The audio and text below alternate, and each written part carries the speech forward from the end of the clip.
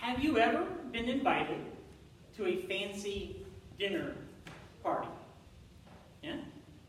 No? You don't run in those circles? I don't really either. There's a picture on this one. Yeah, something like that. Have you ever seen a table in real life that looks like that? You know, you got like 14,000 forks on the left and 20 spoons on the right. You have like 4 cups. You don't know what you're doing. That's a pretty fancy feast, right? How would you feel if you were invited to that meal and you got there and you saw this laid out before you and they said, just have a seat anywhere? Where might you sit? Any idea? The middle of the table? The head of the table? You're saying what? I sit by a friend. You sit by your friend? Yes. I would probably choose somebody who's been at meals like that before, so I would know what to do. You know, I might ask the question, where do I sit? Oh, anywhere. Anywhere. Okay. Well, I know at certain dinner parties, you're only supposed to sit in certain places, right? I'm sure we've all been to weddings. The weddings that have a meal afterwards. And I'm not talking the hamburger or hot dog meal out back in the backyard, right? I'm talking the one that's got the actual plates and silverware, you know? And they bring you food, or you go through a buffet line and you get it. Well, usually when you walk into any kind of a wedding situation, there's all these tables scattered around. There's usually that one table up front that you don't sit at. If you're not the bride or the groom or part of the wedding party, you do not sit at that table, right? We all know why, right? Because that's for them. Now imagine what would happen if you walked over and you sat at the head table at a wedding and you started drinking the drink and eating the food there. Do you think somebody might come up to you and say, leave? Like, what are you doing up here? This is for the guests of honor. And I'm sorry to say this, but you are not the guests of honor today. How might that make you feel? Oh, I didn't know. Sorry, I'll get up and leave. But you know, we've been around this culture long enough that we know you don't sit at the head table unless you're invited, right? Have you ever been at a special meal sometime and somebody's there who is part of that said, hey, why don't you come up and sit here with us at one of the head tables? And you're like, oh, well, I'm important now. It's kind of fun. That's only happened, I think, once in my entire life. I'm just not that important. And you know what? I'm okay with that. I'm really okay with that. Have you ever had a party or a meal thrown in your honor for something? Maybe a retirement, something you've done really cool at work, or just anything else? Birthday? Yeah, somebody's buzzing. Yeah. It's one of those things, right? You get invited, you're going to the guest of honor. You go there and they treat you like you're all special, right? How does that feel to you then? If you are the guest of honor, do you walk in going, yeah, it's all about me? You know, I've been a person at 1 or 2 meals where it's been sort of about me, and you know what? I don't like it. I don't like all the attention that people give you. Like, you're really special. Oh, look at this person. I don't want to be that person. I don't want to be that really special person. Because I want to be just like everybody else. Don't you? I don't want to stand out like that. Because I don't know how to behave if I'm supposed to be the person of honor. Right? Give it to somebody else. Somebody else is way more deserving of this than I am. I know. All right? Still got a big buzzing going on. I'm not sure if it's a headset or not, but all right. So next slide there. Why don't you look at this meal, at this table? What do you see there? Yeah, it's a meal. The table's in the shape of a cross, is it not? It's in the shape of a cross because Jesus is inviting us to a meal.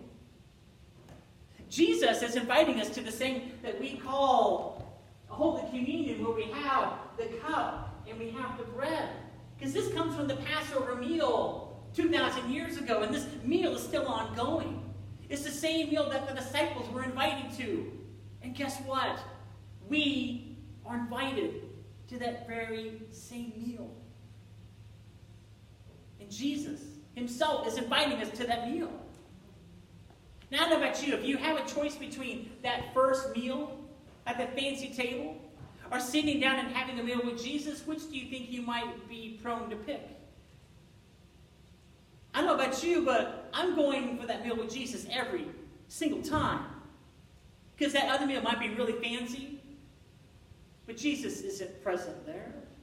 Jesus is present at this meal, though, that we talk about. The feast that we're all invited to, that's the meal that we're all called to go to. And you know what?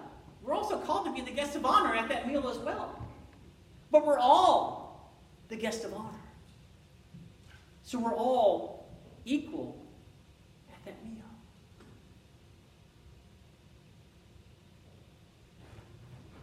I know you've had people over for dinner at your house. You've had birthday parties at your house, right? Family get-togethers. Well, you have the main table. Then you got the card table. You know the card table, right? And who sits at the card table? The kids sit at the card. Yeah, I know, right, Ray? I'm right with you, brother. I still sit at the card table. I do. Actually, I have to amend that. I was at a meal down in Longmont, and I actually sat at the main table. My family sat at the other one, but I was at the main table. I was pretty happy about that. But you know, when you have the main table and you have the kids' table, which one's more fun? I'd rather sit at the kids' table, honestly, and have more fun at that meal, right? Because at the other table, you have to have manners, which I don't have, right? You have to have culture, which I don't have. I can sit at the kids' table and I can fit right in. Well, how about you? Which table would you rather sit at? And why? Yeah. It's great fun. Just depends, right? Where we're invited and what table we sit at. Because sometimes I go to a get-together like that, I'm not sure where to sit. So I'll sit at the lesser table. Because I don't want to take anybody's spot at the big table, right? And if you go to somebody's house, you definitely don't take the papa chair. There's always the papa chair in the house. Do you guys have those? Yeah? You don't dare sit in that chair. They'll kick you out of the house, right? That's the place of honor, right? So I'd sit on the floor. That's the same.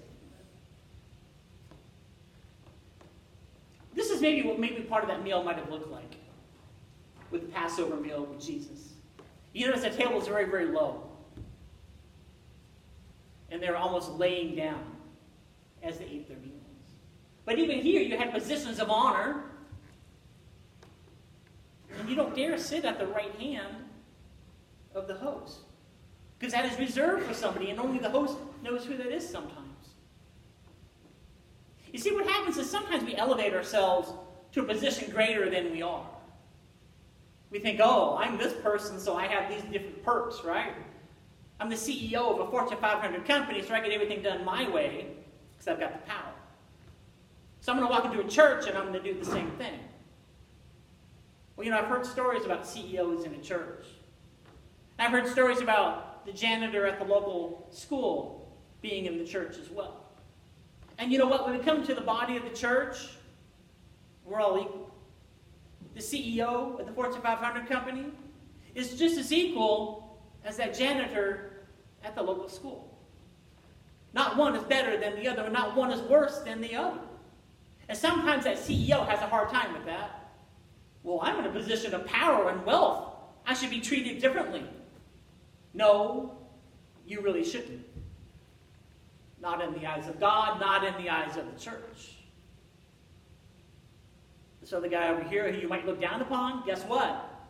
They have equal standing with you in the life of the church. Because we are all children of God, of sacred value and sacred worth, and we're equal. And sometimes we try to bring that self-importance into the church. Well, if you don't do that, I'm going to leave the church, or I won't give my money to the church. And you know what my response always is? We're really going to miss you.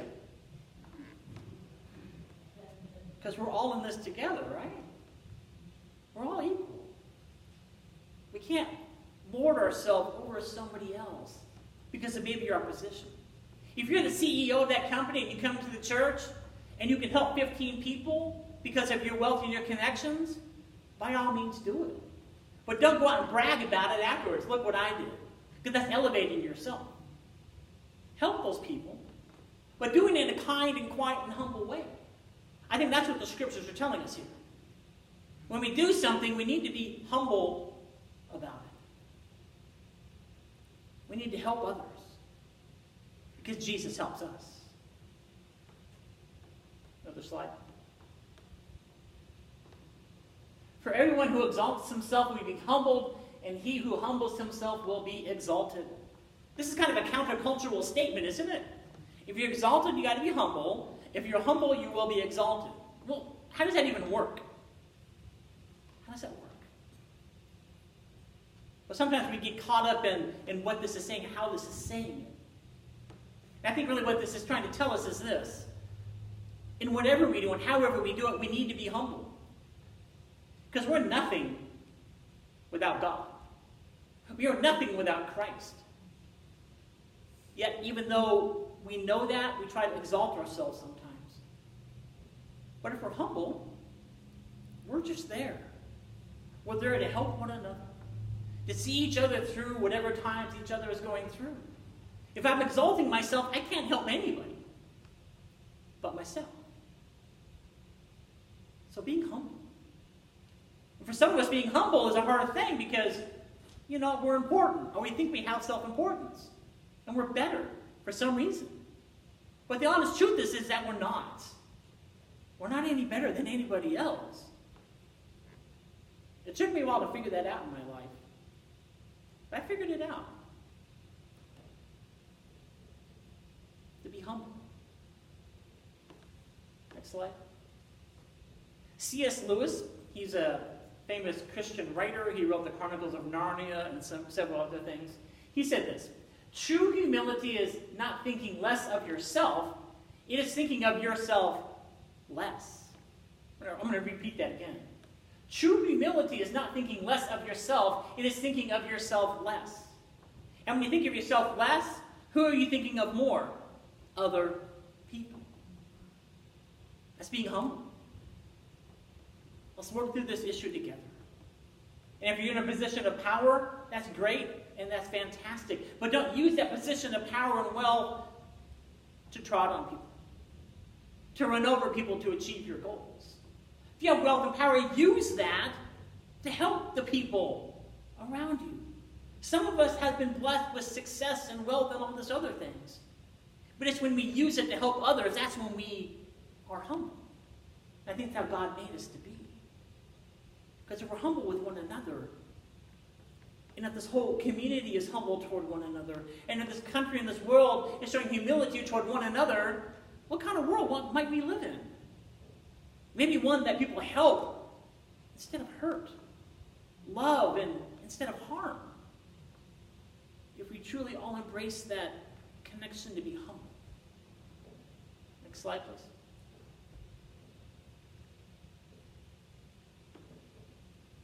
If you know Tim McGraw, country singer, if you don't, get to know this song.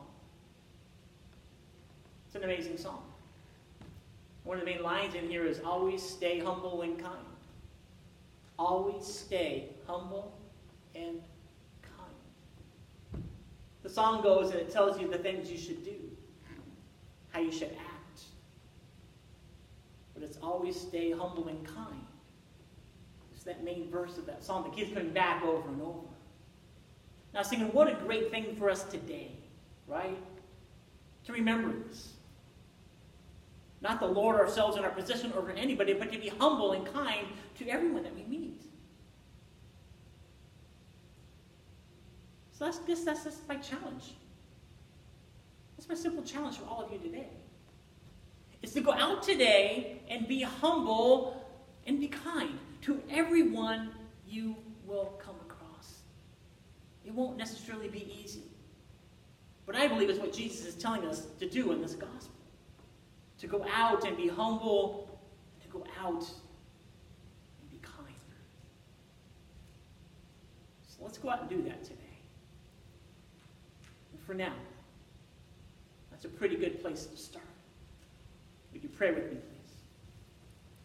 Most gracious and glorious God, Lord, thank you for the reminder to be humble, to help, to love others as you love us. Help us with this, Lord, please. In your name we pray.